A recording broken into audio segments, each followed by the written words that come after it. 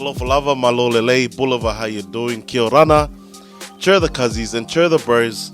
Welcome to episode number 6, where we come together sharing real stories of real people about struggles and victories in hopes it will inspire others. Before we do start, like always, I do want to say thank you to our good Lord for blessing us with this opportunity. And also a massive shout out to our supporters out there who have been with the show since episode 1, since our introduction episode. And before I do go on, I also want to say a massive apology to everyone who has supported us in our journey. Life does get in the way, but I'm not going to make excuses. It's been a very long time since we did the last episode. And I will be transparent with everyone. I did fall off the train, but I do want to give an advice to everyone out there that when you do fall off the train, because you know your passion for what you're passionate about, just go back to the drawing board. One of my usos, Mace always teaches me, if you do fall off the train, just go back to the drawing board. Go back to why you were passionate about doing what you wanted to do. So here I am, we're back at it again. And also a massive thank you to everyone who always messages me and keeps me accountable for doing what I love doing. So in saying that, here is our guest. I just want to say thank you so much to those also here. Lando, thank you so much for being here and just getting this back up and starting again, you know what I mean? So I really appreciate you for being here. I know that everyone knows the Lando that's been doing a lot of work for your church. I've seen you do a lot of work for BAC when you were back in school, and a lot of work because we did the Canberra Camporee. You did a lot of work there. So before we do move on, I just want to say thank you and welcome. Welcome to Stay Sicky Podcast, episode number 6. Yeah, man, let's get it started. I'm so happy and I'm so thankful. Thanks for having me, man. It's a privilege welcome. to be on here. Yeah. Before we get it going on, who are you? Tell us about Lando.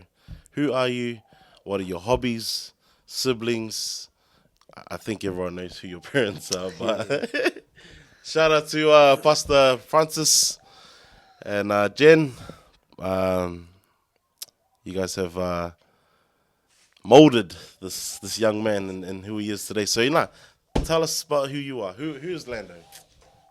Yeah, man. So, everyone basically knows my parents. If you haven't, my father is he's a pastor in the Seventh-day Adventist Church, Pastor Francis Pule, and my mom, she's a registered nurse as well. Nice, Jennifer. But hey, that's one thing I don't really like. When people say, when they come up to me, like, "Oh, hey, your Francis' son." So I'm trying to create my own legacy here. So nice. But yeah, so in my family, I have 3 other siblings, 1 other brother and 2 other sisters.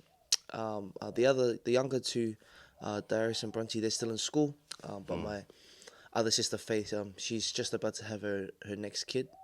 Next month, I guess. So she already has a boy named Tobias, and so very blessed for that to be part of the family. Yep. Who am I? I don't know. A lot of people have probably seen me around on Instagram, Facebook, or different conference events, but I guess I'm just a boy. And it's funny because when people say, "Oh, you from New Zealand or you from Samoa?" Like, nah, bro, I'm from Tasmania. That little island. Yeah, you serious? That little island at the bottom Tasmania? of Australia. Oh, that's where I'm from. I never would have thought. I never. So I think when Dad just graduated from Avondale, his first placement as a church pastor was to go to Tasmania, man. So You're kidding? I was born there, Tasmania, and I was the only brown kid that you could see for like 100 kilometers. Yeah. It was different. Like I didn't have anyone around me that was Polynesian or anything. But yeah, so I was born in a place called Launceston. And then after a few years spending there, I think my family decided we're going to move to another church to pastor. Was at Devonport. And I went to a little school off the coast there. and it was like close to like penguins, bro. Like you can like way. like there's a season where you can drive like on the school bus and you just see penguins coming on the beach and all that. At Devonport. Devonport, yeah. Fuck. So yeah, that was cool. And then we spent a total of 7 years down there. So Nice. basically, when I moved up to Queensland, I was around eight Yeah, or nine. yeah. And then yeah, So and you've then been just been in Queensland since. ever since, man. Yeah, Yeah. yeah. Um, I I really wanted to ask you this because being like, excuse me for my ignorance, but being a pastor's kid, how is that for you, Lando? Like, what kind of stigma do you get being a pastor's kid? Like, do you get treated differently? Do you what? Yeah, take us through that. Like, Man, the it's a big question, eh? no, Do you know what I mean, though, the eh? stigma behind being a pastor's kid. Yeah. Mate, everything is true. What, Like- walk us through it. Like when they say, "Oh man, the pastor's kids are the naughtiest kids in the church," man, 100% to the fullest. Yeah. Like that's true, man. Like not for all, but for most. Almost, yeah. But talk yeah. about like let's take us through your experiences. Yeah, for me it was. I don't know whether I wanted to be proud of it or whether I wanted yeah, to yeah. shy away from it. Okay. You know, like whenever Dad used to go to churches and preach, I guess you know we would follow him everywhere. So Yeah, I guess we got a lot of attention, like just meeting new people, I Right, guess, and right. stuff like that. Yeah.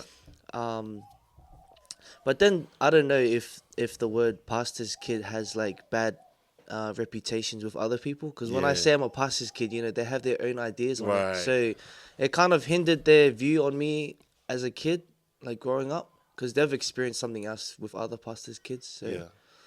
yeah, so different- there's positives and there's negatives, because I think without being a pastor's kid and being in the presence of my dad, I probably most of the opportunities I've gotten so far probably wouldn't have come. To be honest, Wow, I wouldn't true. have known a lot of people in the conference, or you know, I wouldn't have had opportunities to go up on stage or do things. You know, so yeah, I think it is there's positives and negatives to Yeah, it, yeah. but for me it was mainly positive, but Yeah, there yeah, is a yeah. negative side to it, Yeah, I yeah. guess. And yeah, Would you say that growing up under the umbrella of your father, was there a lot of pressure as a father's as a pastor's oh child? man, pressure, man. Like it's all about for me growing up. Right. It's all about I guess keeping the family name clean. You know, but that's a cultural thing too. Like Yeah, you know, yeah. in the Samoan culture, like Yeah. just keeping the family name out of the dirt is one thing. Fuck. But then add like a pastor's kid on top of that. Far Like different. mate, it's a whole new level way. So yeah, I guess every time I had to go to school, like man, I had to like keep the family name up there. Like I wasn't a perfect kid, or like you know, Right, wasn't but- always good. And my dad made me understand that from very young. As soon as I made my first mistake, he was like, "Hey, come, I got something to show you." Well, you gotta edit that out. You gotta edit that out. No. Yeah, but yeah, so it's like kind of you had to uphold this image of Right. the name. Yeah. And just you know, your dad's a pastor, so you gotta act accordingly. Fuck. Because 100% pastors' kids are probably the number one kids. If you're naughty, they're the ones that are talked about in the church. Fuck. Because then it like I don't know, it just affects like especially like people like, oh mate, these kids are the naughtiest. Like, what? This guy's the pastor. Like, isn't he not like treating them right, or like you know Yeah. showing them the way? And blah, blah. They should be the ones that are good and setting an example. And But you know what? Like, man, I've seen so many pastors' kids. Like, man, it's not because of like what the parents are doing, but more so I feel that it's because of the pressure that is put on to these children. Like, man, you know, if they're just children, just let them be children. Yeah, Like, yeah, just hard. let them be like every other child that's running around church, you know, and stuff like that. But nah, I really appreciate you sharing that. And moving forward, so I see you do a lot of work for our youth, especially our youth, your youth at church. What gives you that drive to do what you do? Like, what pushes? And because I like this question because there's got to be a day where you're burnt out. Like 100%, man. there's got to be a day. All the time, bro. All the time. There's got to be a day where Lando is like, man. Obviously, like Lando holds a high. You know, like he just wants to do so much for the youth, so much for the youth at church. And but what gives you that drive to do what you do? Like first, yeah, what gives you what gives Orlando that drive? I think for me, the drive is basically seeing, I think like seeing other young kids, young youth, young adults, and basically just seeing them just go through the motions. Right. Right. For me, like I went through the motions like for most of my life. You know, we go to Right. church. Yep. You know, we sit up, we sit down, we put money in the basket. We sing songs, we go to Sabbath school, we have a lunch, and then after that we say, Happy Sabbath, we'll see you next week. And it just Yeah. became like a thing, you know. Every Saturday, that's what happened. Yeah. Yeah.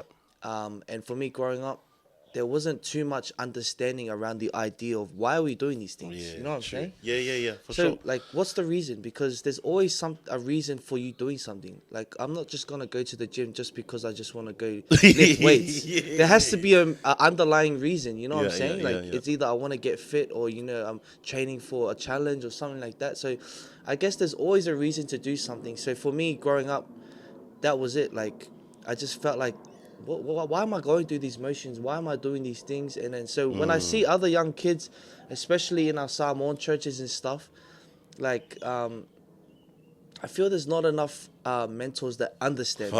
You know what I'm saying? Wait. Before we move on, just red line that what you just said, because that's what it needs to be said. Yeah, So it's go, true. It's say true. say it again. So I just feel like, especially in our ethnic churches, whether Samoan, Tongan, or I just guess there's not enough leaders that understand much of why like we go through these motions, like the reasoning behind it. You know what I'm saying? I know what you're And it just saying. comes down to what you've been taught.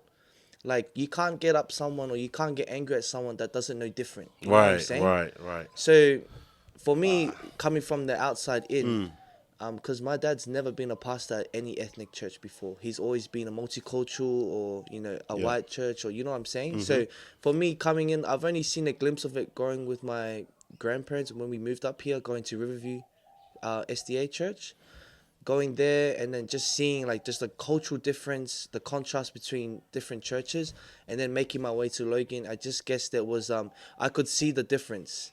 Like there was just not enough mentors that fully understood why we go through these things, the motions that are put in place, and the reasoning. Except you know what I mean? And Yeah. I definitely understand what you mean. So, man, so being because there's not enough, I wouldn't say uneducated. I'd say like just, well, how would you, just Just not, like not mentored, unmentored, or like yeah. just So that is that where you had the drive to like bring yourself in there to like mentor the next generation coming up. of course, yeah. So yeah, when I look at a lot of people, like I find that people are put in these leadership positions, and they're like, when they get the leadership positions, their families are like so proud. Oh Yeah, man, yeah. you're gonna be leader of this, Yeah. gonna be leader of this department. You know what I'm saying? Yeah. And but then that's where it stops. Yeah, Then there's yeah. no like there's no like accountability where someone like checks in with you or mentors you through the process. They kind of just give you the title Like put you there, there, and then expect you they to, expect you to do what you need to do. You know what I'm saying? without And giving you the 100%, tools. yeah, Like how is the builder supposed to build a house if he's got no tools? man, like that's why you're apprentice for 4 years. You have to Yeah. study. True, But these true. guys are skipping the apprentice stage Yeah, and yeah, they're just yeah. going And straight it's not to their fault. qualified. It's not It's their- not their fault. Not their fault. It's not their fault either. Wow. Yeah. So that's what I see. Like I'm coming in and understanding that, man, we have a lot of young people. We just need the right resources to give to them, and the right mentoring, because we can give anyone a leadership position, and most of the time it will fail if they're not looked after or taught. You know what I'm saying? Yeah, You know what I'm saying? definitely, Like, yeah. and I've been in Right. that position before where I've been put in a leadership position and I've just been left out in the open. Like, and then like most of my stuff I've tried to run, it's either failed or, someone has a problem with it, or majority have a problem with what we're Yeah, doing. yeah. So it kind of is like, it comes down to the main point of everyone needs a mentor. Yes. You know what I'm saying? You Yes. need someone to keep you accountable. Yes. And just go for it. And when you say because obviously you were into these leadership groups that were given to you by a church, but because you had a great mentor in your father, that was things easier for you? Yeah, I think it was much easier because I learned a lot from my dad. Yes. So see, if I didn't have my dad, bro, Yes. like Yes. I would probably just be. I wouldn't have had all the opportunities. You know what I'm saying? Like Yes. I've learned a lot of how to deal with, just conflict in general. Yeah, yeah. Because no matter where you go, if you have a Yeah. conflict in one church and you think, you know what, I'm gonna move to another church, and It's you the think, same but it's the story. same thing. It comes in different forms. You know what I'm saying? Yeah. So you're always gonna be met with conflict, but I guess it's the processes you take to move around those and to work through those, I guess. Just be resilient, eh? Yeah, so for me, I've learned a lot through my dad because he's taught me a lot, just in that leadership space, and I've just seen it. You know what I mean? Like my dad probably hasn't spent too much time sitting down with me, and all of that, but it's more me seeing it. That's Actions. yeah, actions speak louder than words. You know what I'm saying? So I've seen it firsthand. So yeah, Must be proud of him. Shout out to the man himself. I'm still better than him. I'm still better. I'm still better. Thank you for sharing. Thank you for sharing. So, take us through the struggles of working with our young people. The real struggles. Don't sugarcoat it. Okay, I'm Because just if, you, gonna. if we were about to sugarcoat things, then there's no point. But take us through the real struggles, like Orlando struggles, working with the young youth these days. All right, this is gonna be a lot of people are probably not gonna like what I say, but this is the thing for me. Like ever since going to church and stuff, I've just had this mentality like whatever I do, I'm not too fussed about what people think about what I say, because at the end of the day, if it's truth, those that see it as truth will understand it. You know what I'm saying? Say it again. Say it again. Say I'm it just with your saying, chest. if it's truth, majority of the people will see it as truth. Despite there's a That doesn't minority matter. of people Doesn't that matter. will, oh, that Doesn't matter. doesn't. So look, the thing that I find that with the struggle is that I think it just comes down to the connecting aspect. Yeah.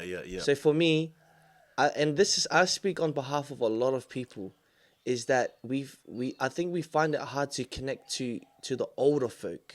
You know what I'm saying? It's nothing against them, man. We love our parents, our grandparents, our elders, but I feel like there's just a miscommunication, or there's just something there that just for us as young people, and the struggle is, especially the church I'm going to at now, Logan City, man. I love that church. They've taken me under the wing.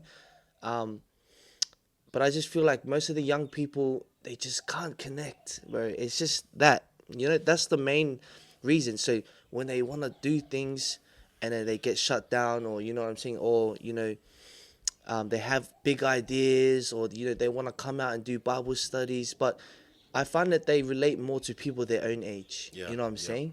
And what we tend to do is like we have people there that are their age, but we just kind of leave it to the elders to take care of, or we say, Yeah. oh, they're more qualified, or Yeah, they, yeah. they have more knowledge. So let them do Bible studies with them, or let them do this. Like, yeah, I feel like that's the number one issue. It's just the connecting. Connecting. Because if you can't connect with someone, how can you expect them to listen to what you have to say? If you can't connect, you can't communicate. Yeah, that's it. So that's what I find is one of the main issues. It's just that connecting factor. Just connecting, and in order for them to connect, there needs to be someone to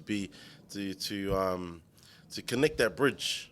So, for example, if the young people here on this side of the bridge, which is this side A, and then you have the older generation, which is side B, Yep. and then in order to have that connection, there could be like normally it's the leaders of the church that should be connecting the two, which is our pastors, our elders, our head elder, to help in that situation. Yeah. To bring the two together. Because the reason why we have leaders is that both parties, A and B, respect a mutual That's it. person. So Nah, that's Yeah, that's one of the issues. I yes, guess one of it's just that because for me, I'm not gonna connect to someone I don't yeah, have something yeah, common in. You know what I'm saying? yes, Like if an older person's coming up to me and talking about, oh, let's talk about your struggles in school, like and stuff. Like the world's changed since they've been back at school. You know what I'm saying? The issues that we face as young people are different.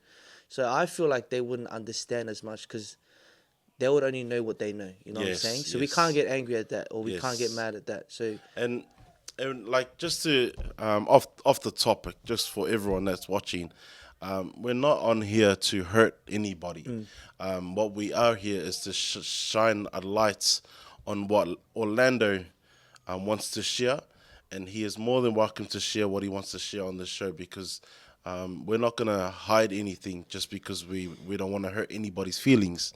It's only the struggles and victories that Orlando has been through, and he is more than welcome to share on our show. So, yes, this is the awesome question.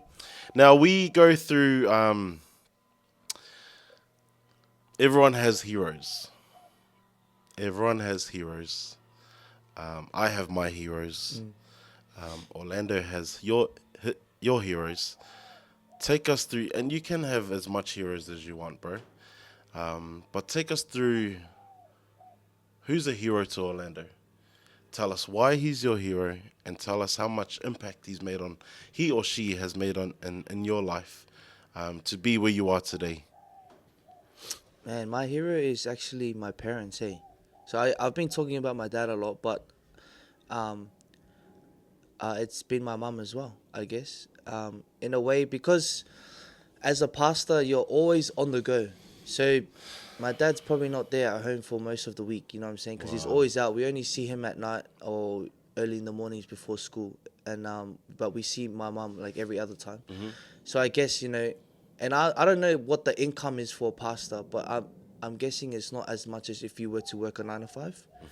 So yeah, so my heroes are actually my parents because my dad's doing his ministry, um doing his thing, but it was actually my mom that was working behind the scenes at her job as a nurse, and she Wow. was getting most of the money that was putting us through these high good quality education schools. So BAC, Yep. I went to BAC, started my primary at Ipswich Adventist School. Wait, is that the one in Brussels? Breslau. Yeah, Brussels. Yeah, so yeah, yeah, yeah, yeah. that's the sister school there, but Did they you they ever only go wait? Sorry, primary. did you ever meet a teacher named Mr. Goldstone? Shout out to Mr. Goldstone, mate. Mr. Adrian Goldstone. Liverpool on top, baby. Liverpool on top. Man, that guy. Oh man, he was a good guy looking up to. Mr. Goldstone, because He. his son and I are pretty much best mates. Oh, okay, yeah, yeah. Kale Okay, Goldstone, yeah, yeah. yeah. So shout out to Uncle Adrian. Whee! It's a small world, Yeah, eh? yeah. So Man. carry on, sorry, Yeah, so sorry. he was my year 6 and 7 teacher. I'm pretty Wow. sure, Yeah, but he looked after us more when we went to soccer because of he ran the course, of soccer course. You'll never walk alone. and basketball. So mainly the sports he was running by him. But yeah, so back to my heroes, my parents. These schools are expensive, man. I didn't understand until I left, bro. Why are we stealing from our own people? Nah, jokes. Yeah, it's really Hey. expensive, man. So like but the quality of education you get at these schools are like, man, it's amazing, and they equip you with a lot of things. Like, and you get a lot of opportunities. So for me, it was my parents. First of all, my dad doing his ministry. Second, my mom working hard because she was bringing in the money to put us through. And even when I left school, they were still paying off the fees. Fuck. So, and I'm pretty sure they're still paying off the fees, or they've just paid it off. But yeah, so yeah, those are my heroes, man. Like, if I was to find two, but I guess and more heroes for me is just my grandparents as well. Wow. Um, Yep. the journey they took to come here from New Zealand, Samoa, Mm-hmm. and I guess that everyone can testify that comes from a Polynesian family or someone that's immigrated to Australia. Like, you know what I'm saying? Like, the steps that these guys took, we probably wouldn't be able to comprehend. Yeah, Like, of most of the course. stuff it's easier nowadays. We got credit cards on our phones. You know, you just go to the airport, you swipe your passport, boom, boom, boom. It wasn't that easy back then, I'm guessing. So, yeah, just a Was big ups to them, eh? definitely. Apart from your family, because I know that obviously dad's a pastor. Is there anyone else that influenced you other than in your circle of your family? Another pastor, another youth leader in Brisbane, or anywhere else that had a big influence in you growing up?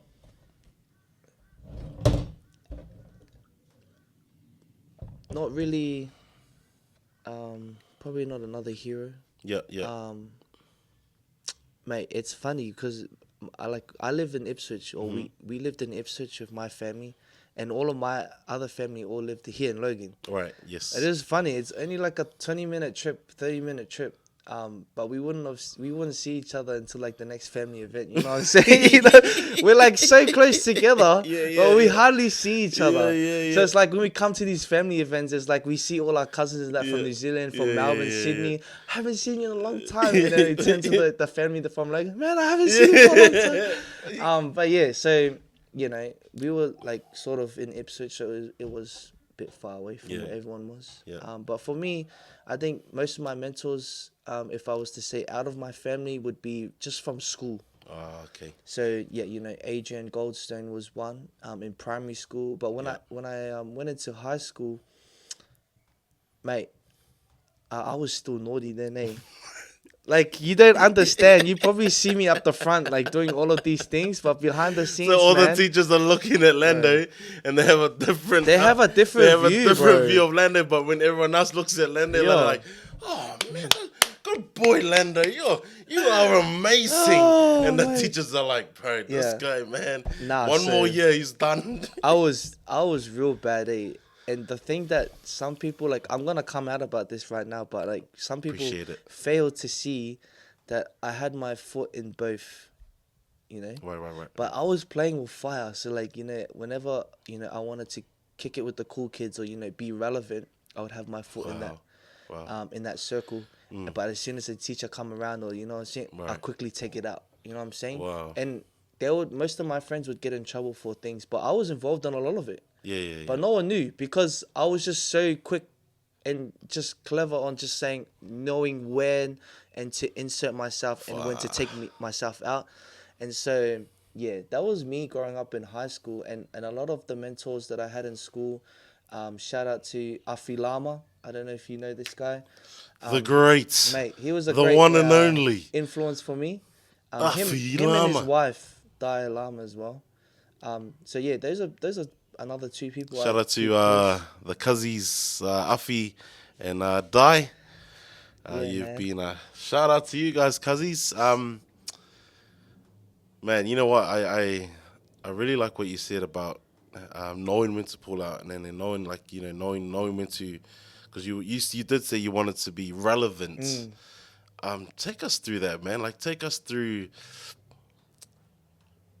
what was the need of wanting to be relevant, but then you also knew, like, if I went over to this side of the fence, like, it wasn't good for me.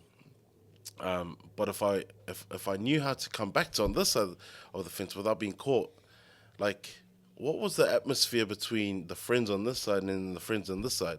Did you ever have anybody keep you accountable and go, bro, what are you doing, bro? Like, you know, I know we all have our days where we don't want to be good all the time. But yeah, take us through that. Like, did you have anyone keeping you accountable? I had no one, man. Because you know why? Because even I was tricking them too. So the word that you could probably label me as growing up in high school was, bro, I was a manipulator, man. Like that 100%. I knew how to manipulate people into thinking like I was here and then I was here. Like, you know what I'm saying? So even my friends, I had no one in my friend group come up to me and tell me like, bro, what are you doing, man? Like, this is not cool. No one, this is the first time, like, you've spoken about it? Bro, I've never come out about this before. So I everyone appreciate watching that. this, I appreciate that. you're probably gonna start blowing up my phone in a second. But I mean, yeah. So for me, that was a label that I put on myself. Right. Because I've heard other people, come up to me before, like, and say, "Oh, you're a manipulator" and stuff like that. Right. And like, yeah, I've seen it before. Like, I can tell. Yeah, all right, I admit it. But sometimes it's, yeah, for me, it was just, yeah, that aspect of I was a manipulator, but I could manipulate people into thinking I was this, and then manipulate them I was this. Like, So you were that guy when you watched the Broncos, when the Broncos lose, then they put on the Warriors oh, top. surely. I had a Warriors top underneath. I had a Penrith Panthers top underneath. I had all of the teams, so I just You had had to just all of quickly the take teams? take it off, take it off, take it off. Yeah. Nah, that's cool. That's But I cool. had no one, man, because like I said, I Because was no one tricking knew what you were doing. That's it. No one No knew. one knew No one knew, what man. you were doing. So I was tricking everyone, like, and it wasn't to the extent like it was really bad. Like, it was just yeah, like, you know, I was really good at just hiding what I was, to be honest. No, that's cool. Yeah. Take us through the victories of so on. I know we talked about what drives you, but take us through the victories of working with young people. Like, what are the victories you go through? Seeing the young people change, yeah, and in the space that you're working in. I What are guess, yeah. Victories come in as, and I think teachers get to experience, or they don't get to experience as much. Right. But it's the process from seeing them where they're at now, and then seeing them in, like, you know, just a few years down the track. Yes. You know what I'm saying? Yes. So for me, seeing that in young people, but also what is a really humbling experience is when, you know, you do something with young people. Let's say you do a summer camp or something. Right. You know what I'm saying? And then, like, for you, you just go back to going to work and that, and you forget about everything. You can come down 6 months later, you know, you come to a big camp or something, and then these kids come up to you and then they're like, "Hey, I remember you from camp." You know what I'm saying? "Oh, I remember you did the Yeah. drama. I remember you did this." Like, yeah, you know, and I think that right there is a victory in itself. Seeing the impact Yeah. firsthand of what you have had on people's lives, because some of us just tend to just go, like I said in the beginning, go through the motions, Yep. and then we forget about it, and we forget to I guess reconnect with what we've done so far. And so those are great, like, victories for anyone, I guess. If you Yeah. have an impact on someone's life, just seeing them grow from where you were before, Yeah. and then seeing them, you know, come back, or you know, a few years later, and then seeing them differently, you know, that's a victory in itself. Yeah. Just seeing them change for the better, for positive. That's it, bro. And the only way they could change is by having mentors, positive influences. And for me, growing up, a lot of pastors were the people that I look up to. So when I see them doing good, and you know, like, I know everyone goes through their flaws and everything, but you can't pinpoint it, you know. But growing up, the reason why I am who I am today was obviously for my family, but majority of all the pastors that walk through my life. So for Orlando, 2024, we are in the month of April. Yep. What are the plans? And first of all, what are your goals for 2024?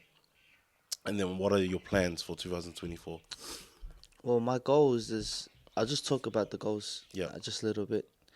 So I've been in Brisbane my whole life since we moved here from Tasmania. I've come up through Brisbane Adventist College, Yep. you know, and currently, you know, I went in the start of 2020. I went to Avondale, Okay. studying a Bachelor of Theology and Ministry. So I'm still studying now, but just part time. But for me, it's just the fact that, you know, I went through all of these great opportunities of education and all of this, and I had never been given, like, big opportunities. You know what I'm saying? Like, I've been asked to do things here and there, like, and that's where you've seen me a lot. But for me, it was more like, you know, people are not really asking me to do things, or like, I haven't seen a lot of opportunities. Oh, wow. Come up to last year, like, opportunities in the sense of giving back to the young people in talking, because I love talking on the stage, man. Like, I love Natural. I'm not afraid of the mic. Right. I think the only thing for me is I'm afraid of what I say could be wrong. So I'm cool with the mic. I could rock the mic like no tomorrow, but it's like, you know, thinking about, oh, what happens if I say the wrong thing? You know what I'm saying? So for me was yeah, just the opportunity to speak to young people. I had never been given that opportunity. And then like last year, like I mentioned this when I preached last week at Right. New Life, like, but I was questioning God hard, eh? Fuck. It's like seeing all these other people that have just like they haven't really been in this conference for that long or that, and always like I always see them like get these opportunities to get up the front and do things, and I was like, bro, like I'm here, I've never been asked to do anything. Like, Right. am I doing something wrong? Like, Right. is it just because I look like this? Like I'm Right. Samoan, Right. I look scary, but I Yeah, don't yeah. know. Like for me, I was questioning hard, eh? Like, bro, what God, like, where's all the opportunities? Um, and then fast forward to this year, like my phone has been blowing up non-stop, eh? No way. And like this is just one of them. Like Yeah, to yeah, come yeah. on the Yeah, podcast, yeah, like I yeah. never thought I would come on a podcast and talk about my life experiences and stuff. Getting asked to do, big camps. So I'm actually going up to Northern Australia Conference Big Camp in June. Right. Me, my partner, and a couple other people from there. Like everything's paid for, bro. Like and they just want us to go there and mentor the young people up Right, there right. for praise and worship. And then just the experience, like preached last week at New Life. And I'll be like, and just from that, a lot of people just be messaging, man, like we need you to come and talk to our youth. Like, we feel like You you're utilizing unfiltered. you now. Yeah, like yeah. And I was just like, wow, like you know what I mean? Like it was just And you're amazing enjoying how it now. now I'm just like, bro, You're on fire. I'm on fire now. I'm on a roll. So just going back to what you're saying about you weren't getting the opportunities. A lot of people were getting opportunities. They haven't been in the conference for long. How much of that did you struggle with? Like, and because you said you're Christian in God, right? Like- I was struggling hard, eh? You're struggling big time. Because it's like just imagine like you're working towards something, Right. but someone like literally just starts their journey Okay. and they're like boom, they're being put in that position Yeah, yeah, already. yeah, You know what I'm yeah. saying? And like for me, I was just like, bro, I've been in the game for like how long now, and people that have just joined are like getting these opportunities to serve and do all of these things. I think,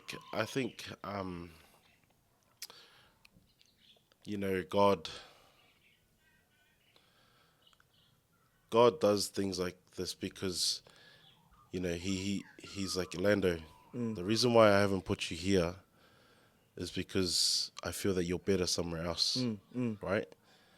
And the reason why they put this person ahead of you that hasn't been in the conference for long, maybe because he's better at that in that point of time, in that 100, bro, situation. 100. You know what I mean? So now that you're getting these opportunities, and it's like, everything's just caught on fire now. Yeah. God's like, see, just be patient Big with me. slap in the face right there. No. Like, it's just for advice for anyone, Yeah, yeah. like, that are going through. This is why we talk about it. Just for anyone that's going through the same situation that Lando went through. Like, don't compare yourself. And it is a big topic because it's hard when you're doing, you're hitting the gym every day, and you're eating well, you're training well, your mind is your body is all in sync, and then you see this guy come in the first month and he's got abs. No, hard. You know what I mean? It's very disheartening, bro. It's like very discouraging. disheartening, but like God will just say, hey, like right now, this person's ready for this situation. Your turn will come, and your turn's come now. Yeah. That's So it, man. in a way, we just gotta be patient and let God do the work, because your turn will come. And I can tell, like, big things are happening, bro. Like for you, Yeah. definitely. And I take off my hat for you, man. And and this is why I really wanted you to jump on the show, because you're just that type of person who just speaks what's on your mind. Yeah. And just going, obviously, sometimes when you're preparing for your sermon, whatever that looks like, you might go through the motions of, would this hurt this person or this group of people? But man, if God gives you the words to speak, and if it's the truth, man, it is what it is. But again, going back to the blueprint, going back to your father, and just opening up to him, just say, hey, this is what I want to talk about. Yeah, What do yeah. you think? Hey, because even your uncle's a pastor too. Hey. Bro, my uncle's a pastor, my dad's a pastor, and my auntie, she just got ordained as well. Wait, is that shout out to the Cuzzy Wendy. That's it, man. Shout out, Cuz. Congratulations. So yeah, we have a lot of pastors in our Yeah, family. Oh yeah, and even Sean, Sean Leader. I don't know if you've met him before. Oh, he's another pastor in our family. So there's a lot at all, and on my mom's side as well. Quan, bro, we have a lot of on both sides of the family. There's pastors. You know what I'm saying? So nice. So, no, you know what? Great things are happening also, and don't be disheartened. Be happy. Be happy for this guy. Be happy for this other guy. Yeah. Good job, brother. You're doing a great job. I'll see you soon. Yeah. What do you call it? So, this is a great question. I love this question. Legacy. What legacy? Because obviously you're gonna have children one day. Yeah. You and your Hopefully. partner. Yes, hopefully. But legacy. What legacy does Orlando want to leave behind when he passes on?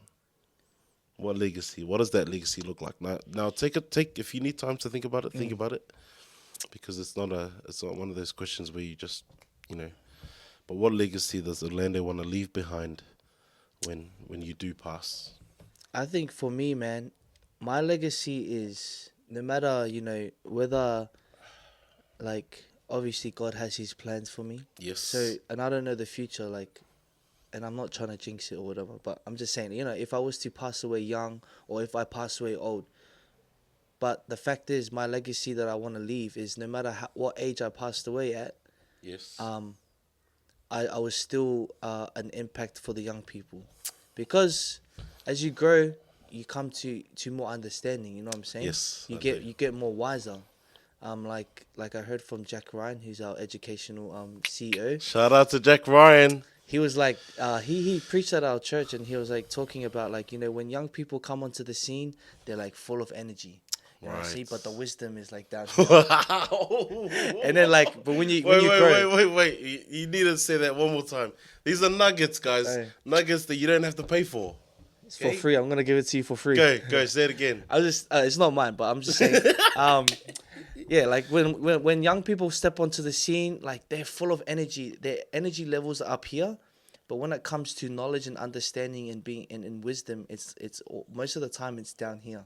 You know what I'm saying? Nothing. It just comes to experience in life. They've just started out, so obviously they're not gonna know that much. Right. And then it changes for when you grow older. So especially for our older folks, the energy starts to go down, but their wisdom starts to go up. Wow. So it's like a transition. You know what I'm Wow. saying? And they switch. So I guess for some people, they're at this point in their life where they're here at the start, or they're in the middle where their energy and their wisdom is kind of balanced. Same, yeah. And then it just sort of as soon as you grow older, it just goes up or down. That's crazy. So yeah, and my legacy is no matter what point in life I'm at, whether I'm just at the beginning, I'm in the middle, or towards the end, just the legacy that I want to have an impact on people. Like when it comes to my funeral, I don't just want the old people of my generation that I grew up with to be there. I want the younger kids, the youth. I want everyone of different ages. I just don't want people to come there and be like, oh, yeah, he only had an impact on his generation and his time back in 2014 or whatever. Right. When I pass away, whether I'm 75, before I reach that age, I want to still be connecting with the young people, and that's my legacy, I guess. Yes, of course. No, definitely. Just that. Having an impact not just only on my time and generation, but over generations to come. Yeah, that's mine. And my main focus is more, whatever I do is just glorify God and to push people towards Jesus. Because everyone can remember me, but at the end of the day, when Judgment Day comes, that means nothing. You know what I'm saying? If I was and I always see these videos on Facebook, man, and I always question am I doing the right thing? It's when Jesus comes, and then the fact in if we were to rise up to him, he calls us, and then we see some of our family and friends still on the ground. You know what I'm saying? Right. And then they're like, "Why did you never tell me about him? Why did you never like take the time to like tell me about Jesus and all of that?" Like, and it always plays in my mind. You know what I'm saying? Yeah. So like, yeah. So first is just the not be an impact just for my generation, but for generations younger than me, older than me, any generation. Right. Second of all, my legacy that I love Jesus.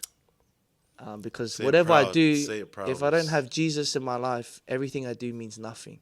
Wait. It's just. How old are you? I turn 22 next month in May. And what don't share that. don't forgot. But 22 and to be just in Orlando's presence at the age of 22, right? Like what Orlando said, right?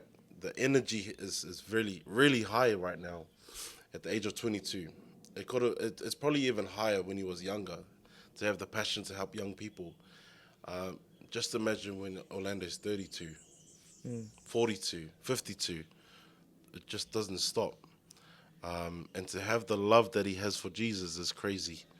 And that's a true testament to our pastors, Francis and Jen Pule for doing what they have done in Orlando's life. So massive props to everyone, because it takes a village to raise It a does, child. man. Right? It does.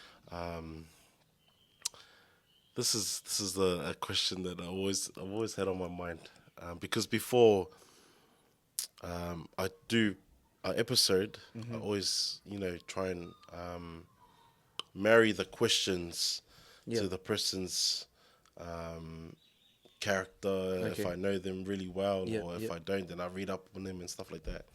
So I write my own questions down, and then I bounce off the person I'm doing the episode with. So tell us. So you did actually mention it. 2020, did you say, or that you started theology? Yeah. So 2020. Yeah. What happened, man? Life happened, I guess. That for me, like, man, this is nothing against. Like, I'm not here to offend anyone or anything. Right. Of course, everyone knows that. But for me, it was a really changing point in my life. And I don't know, many people might have heard this guy, Pastor Mishak Soli, came from the States. He talked last year at our Big camp. big camp. Even Converge this year, 2024. Shout out to Pastor Mishak Soli. Shout out, man. This guy, he's a driving force in his community there at the conference. So I heard something that he said, and I could see myself. I went to Avondale in 2020, but that was also the year COVID hit, like around that time. So there was a bit of a delay and all of that, but I was still studying during that time. But what he said was, some people leave college or they graduate college with all the knowledge up here, but down here is empty. Wow. You know what I'm saying? Like, and bro, when he said that on stage, I was like, that's me. Like, I was studying at Avondale and I was gaining all of this knowledge, but then when I left, like, when I came back from like semester breaks and stuff, I had all the knowledge, but my heart was not in the right place. And I guess, and that just shows, if my heart was in the right place, I would still be down there right now, finishing off my degree, becoming a pastor and whatever. But for me, I had, my mind was like, yep, gaining all this information, but my relationship with Jesus in my heart was not in the right place. So I felt like, that's what am I doing here, bro? Like, that's where it goes back to what you said about having all the energy when you started Avondale. That's it. Right? But then you had no wisdom. No wisdom. So your wisdom was actually getting better as you were doing the first year at Avondale, but then you still had nothing in here. So now you've actually left Avondale to try and gain more wisdom and get more passionate about Jesus Christ, right?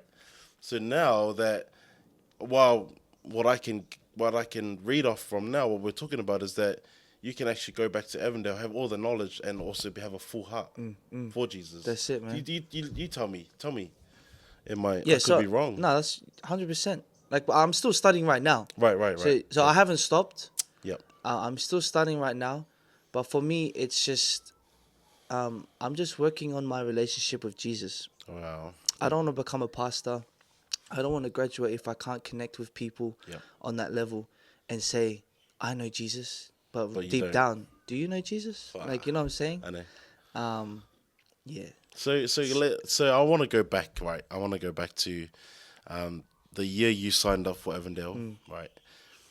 You obviously had a lot of emotions going through. Did it ever come through to, are you doing this to make people happy? Oh, mate, that was. sorry. I'm probably gonna get a hiding here, but Nah, I mean, I like, actually, yeah. because I'll before you share, like, I went to university. I didn't want to go to university. I hated school in general, but I was pressured to go to university because it was it, it felt like it was the norm in society. If you finish high school, you go to university. But then I hated university and I was pressured. So I was at university, I did well, but there was no passion there. It was only because I was pressured to go to university because of, family told me to go to university. Um, did I pursue what I studied at university? No, I didn't. Hence why I asked you, like, so yeah, take us through that. Was there pressure from other people in your circle Yeah. to do ministry? Because the answer lies in what you said, right? You had all the knowledge, but your heart was empty. That's the only reason I could think of. Take us through that. We must shit. be brothers, bro, because we must come from the same family. You know? Like I said, I'm just bouncing off of what you told me, but yeah, if you'd like to share, Yeah, it's up to you. 100%. Like most of my decision to go down to Avondale was I was pressured, and look, I understand where my parents and grandparents come from because the opportunities they had been given back then is nothing compared to what we have now. So I know deep down they just want the best. Of course. 100% they just want the best. But for me, I don't think I was ready to go. And it came like it was funny to people because I was telling them, bro, nah, I'm just gonna have a gap year. I'm not gonna. Yeah. And then literally 2-3 weeks before classes started, I decided, I'm gonna go. Okay. Because it was too much for me to bear the pressure of me not doing something, and then Right. I'm just gonna hear it for the rest of my life. Right. You know what I'm saying? And so I signed up, 3 weeks to go, went down, and you can just tell, like, that's what I'm saying. My heart was not in the right place because if it was in the right place, I would have finished. Like, this was the year I was supposed to graduate. Actually, no, 2023. So last year I was actually supposed to graduate my 4-year degree. But that just shows, I had a lot of pressure on me to go, especially, like I mentioned before, my family from both sides, mum and dad's, they have pastors in it. You know what I'm saying? So just to carry on that legacy of pastors was another big pressure as well. And my way of thinking was that's the only way I can minister to people is if I become a pastor. That's all I got growing up. Like, you know what I'm saying? Right. And I forgot, like, don't worry about those people like in the Sabbath school department and all of these people because the only real job that matters is the pastor. So like for me, like I was like, well, if I'm gonna do this, if I want to minister to people, that's the only way I'm gonna be able to do it. You know what I'm saying? So that's another reason why I went down. Like if I get the degree, now I can start telling people about Jesus. I have the qualification to tell, like I know Jesus, like bro. But you don't you don't need qualifications to do Jesus' work. That's it, man. That's I mean, it, I shared my story at church the other week where I wanted to be a pastor as well. Yeah. I just love the title of being a pastor. Like, if everyone knows that I'm a pastor, I'm gonna be treated well. I'm gonna be fed like a fat cow. You know what I mean? Yeah. You get the gilgusis and you get all of it. You know what I mean? And and it dawned on me, and I shout out to my wife for always putting me in my place. She goes, look, you don't need to study to do God's work. Boom. I was like, what? She goes, you don't need to. We're already doing God's work. And obviously I told her, like, man, I still want to go do it. But then look at us now. Um, now you're still studying. I'm doing what I'm doing with our podcast, sharing everyone's stories, victories, struggles, which I love, and it's all in honor of God. Yeah, yeah, Yeah. yeah. That's it, bro. So how much longer do you have left on your Man, papers? I'm not gonna say. Okay, okay, Okay, I'm okay. not. No, that's fine. That's fine, Like I'm gonna say up to this point, I'm halfway through. bro. But the thing is, everyone's telling me. Halfway is better than no way. Yeah, yeah, yeah. That's it, bro.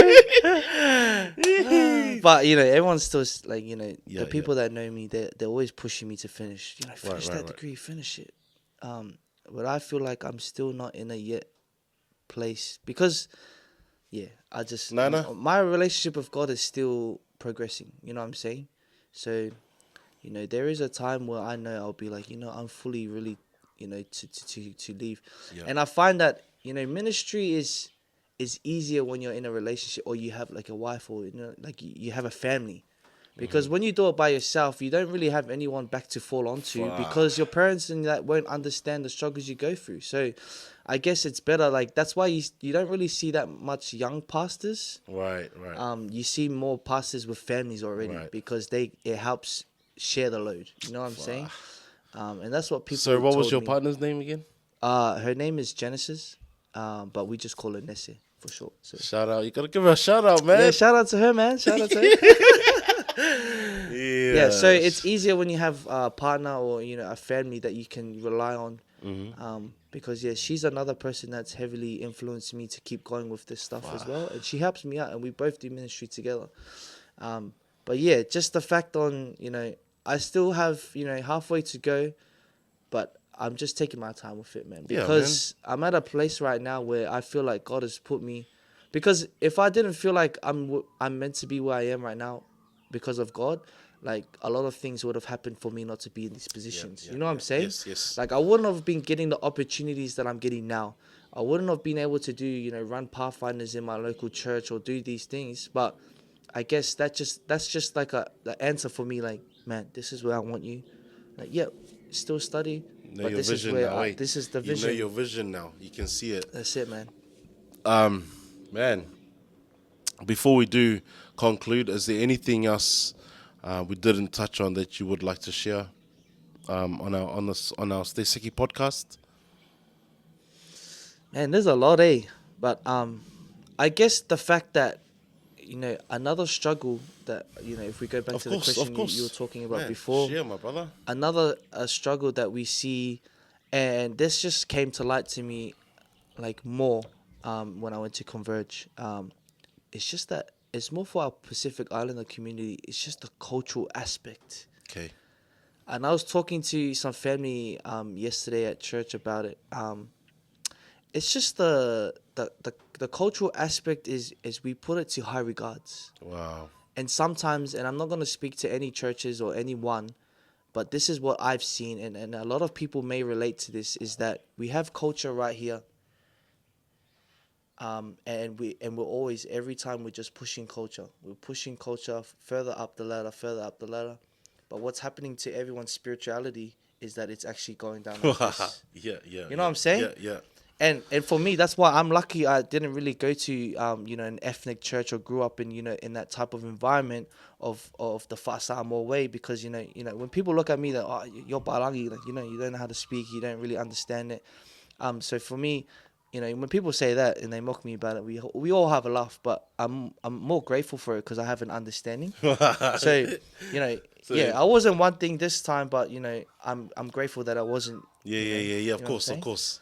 But yeah, just this cultural understanding of like, we got to push the Fa Samoa way. We got to push it. We got to push it. We got to do this. Everything we do is Fa Samoa way. And I feel like that's where most of the young people, they start to lose interest in the church and just Jesus in general, because everything's being so pushed up, Fa Samoa, culture. And it just comes down like their spirituality. We never re-engage or reconnect with them, like how you going on your journey, and it just keeps going that's down. Amazing. And that's one of the main issues why people are leaving the church, is because they feel like if you can't amount to the cultural aspect or the cultural requirements like up here, and your spirituality is down here, and then like then we blast you for different things that you do. Yeah. Oh, bro, you haven't been coming to church. Like, you know what I'm saying? Like, there's a requirement sheet for people. It's an invisible sheet. But people just know that, like, that's why some of my friends have left the church, is because they felt like they had to meet a requirement, and when they can't meet that requirement, what's the use of coming to church? Because then all that's gonna be done is just people gonna talk about you, or people are just gonna say this and that about you. So what's the point of coming to church? You know what I'm saying? And what I said in my sermon last week is, like, sometimes we have a personal relationship with the church and not with Jesus. Two different things. Two different things. You know what I'm saying? So sometimes we have a personal relationship with the church, but not with Jesus. Not with Jesus. And then this is the thing, is that, so when we have a personal relationship with the church, when we get hurt, right? When someone hurts us in the church, we go back to the thinking, I'm going to go to another church. Right. We branch off, we make our own church. And like, oh yeah, we're not going to have issues there. But we're always going to come up with issues. And the fact is, if you put your faith in the church at the end of the day is not going to save you. Wow. The church didn't die on the cross. The church didn't, come to do all of these things. At the end of the day, the church doesn't save you. Jesus saves. Right. So why are we putting our faith and our trust and our having a personal relationship in the church rather than just Jesus himself?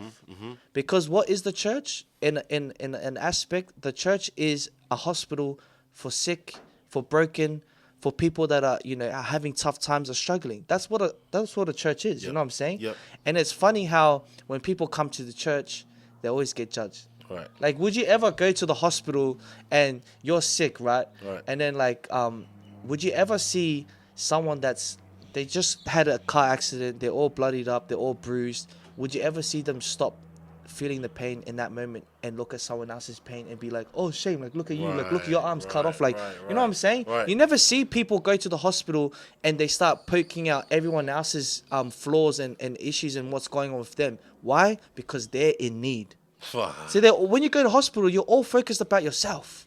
You know what I'm saying? You're not really focused about the other people and what they're going through. You're looking at yourself because you need help yourself. Right. But when people go to church nowadays, it's more like we kind of hide the pain and sufferings we're going through, and then we just poke it out on everyone else. You know what I'm saying? Crazy. So it's more in the fact that church is actually a place where we want to come to worship. Yes. And it's not about the outward appearance. Like I was saying, and Pastor Meshach said this again. It's like some of us, we look on the outside appearance and what people have done and where they've come from, and we judge them. We're quick to judge. Right. But in fact, we should just be happy in the fact they want to just come to Jesus. That's it. You know what I'm saying? That's it. We're so focused on how they come, but we should just focus on they've just come. They're just coming. Like, no matter like the journeys they've gone through, the struggles, we shouldn't focus about, they're just coming, they're coming to church dressed like that. They're coming to church, smelling like this, or you can smell that off them, bro. That's not the main focus of what church should be like. You should open the arms. What does one of the aunties say? Like, I think it's Auntie Tala. Says, "Stay your job." You don't know how many times I wanted to turn around and say that to someone, eh? No, I definitely understand. But you know what I'm saying? And and this just feeds into the struggles that the young people are facing today in church. Jeez. And that if no one talks about it, it's not going to change. Man. And then you're going to keep asking yourself, why is people leaving the church? Well, because these issues, no one wants to talk about it because they're afraid they're going to get judged. They're afraid when they come out, they're going to get shut down. And then at the end of the day, what's better for them is just to leave all of this church thing at the end of the day, because then they feel more accepted in the world. And that's where Satan uses his deceiving manipulation tactics. He's like, you know what? Go back to what you used to do with your friends. Go back to that. Go back to this. Go back to the world, because what we find more is that people in the clubs, and I'm not judging people, bagging them out, but people are more accepting of who you are out in the streets than what people are more in the church. Wow. And that's just like, bro, come on now. Come on now. Like, it's just like, it's just a big understanding for people. Like, we just have to wake up. We got to take this ego away from us, and we need to step down off that pedestal, and we need to come down to people's levels and just say, you know what? Because at the foot of the cross, I heard this. At the foot of the cross, Yeah. it's flat ground, bro. It's flat ground. At the foot of the cross, Yeah. it's flat ground. Everyone's on the same level. Like I just find that like when people go to church, they feel like they're all better than everyone else. Yeah. They're like a rock above someone else. Yeah. You know what I'm saying? Yeah. But at the foot when of the you take cross, the rock away, bro, everyone's on the ground. same level. No Yeah, matter yeah, if you yeah. come to church, and the thing is, some people can still be lost in church, no matter if they've been going to church, 10, 20, 30 Yeah, years. yeah. And the fact is, you can be Seventh-day Adventist, you can be, be Mormon, Catholic, whatever denomination you are. You can be whatever, but it comes down to, do you know Jesus? Right. Because for me, I've grown up Seventh-day Adventist, but I didn't know Jesus. Yeah. And so being a Seventh-day Adventist for me was basically, what's the point of becoming that if you don't know Jesus? You know what I'm saying? Yes. And it just comes to that comfortability of going through the motions, I guess. You know what I'm saying? So Definitely. yeah. But going back to the cultural aspect is that I don't know if it's me or someone else in the future, but just the understanding of that culture should always be put, and this was shout out to Tua and Rainer from Sydney, Mount Druitt Church. At Converge we had big discussions, but he basically put it in a way was like, culture should always be put in the back seat, and spiritualism should always be put in the front. But what we do is that we drive with culture right next to us, and we chuck Jesus in the back. You know what I'm saying?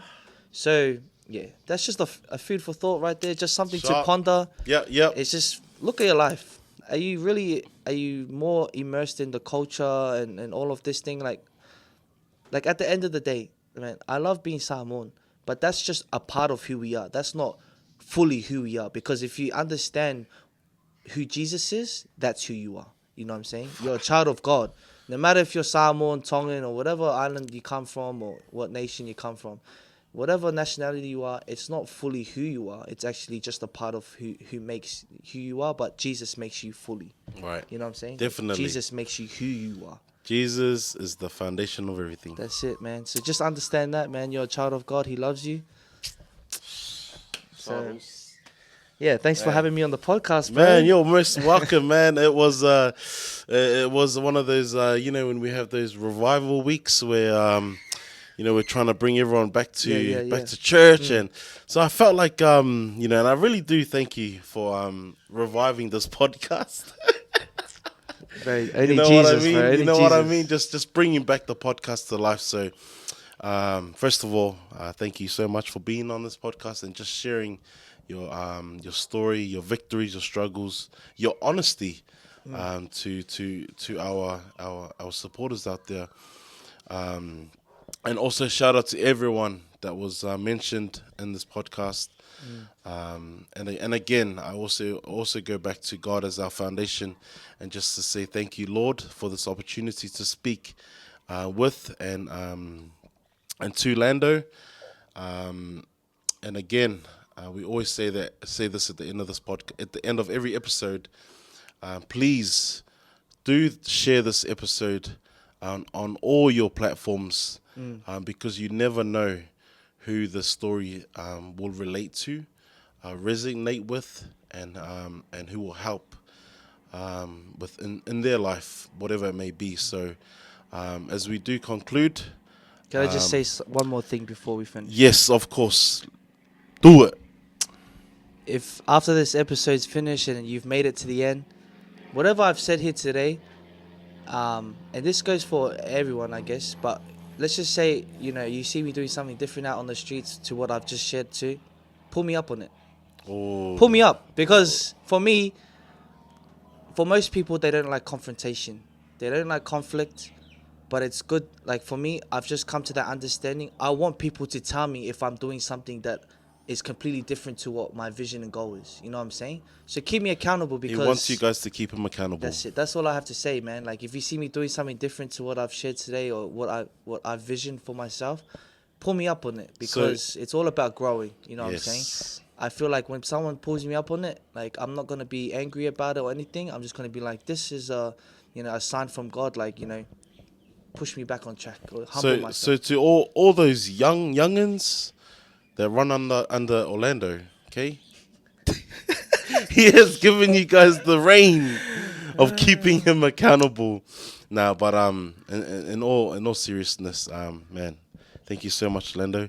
I do pray and I hope that for the rest of 2024 and the years to come, whatever it looks like, I pray that God gives you the wisdom, the fire that you need to do His work. Remember, it's always God's work. It's never our work. He just gives us the work that we need to do. He just chooses us where to go. Man, massive shout out and massive shout out to all our supporters out there. Please, let's put more wood on the fire to keep the podcast running. So appreciate you all. I love you guys, and thank you so much for this opportunity to share not my story, but Lando's story on the show. And always remember, stay seki. Stay sick. Let's go. Stay seki, everyone. Take care. Much love always. Peace out.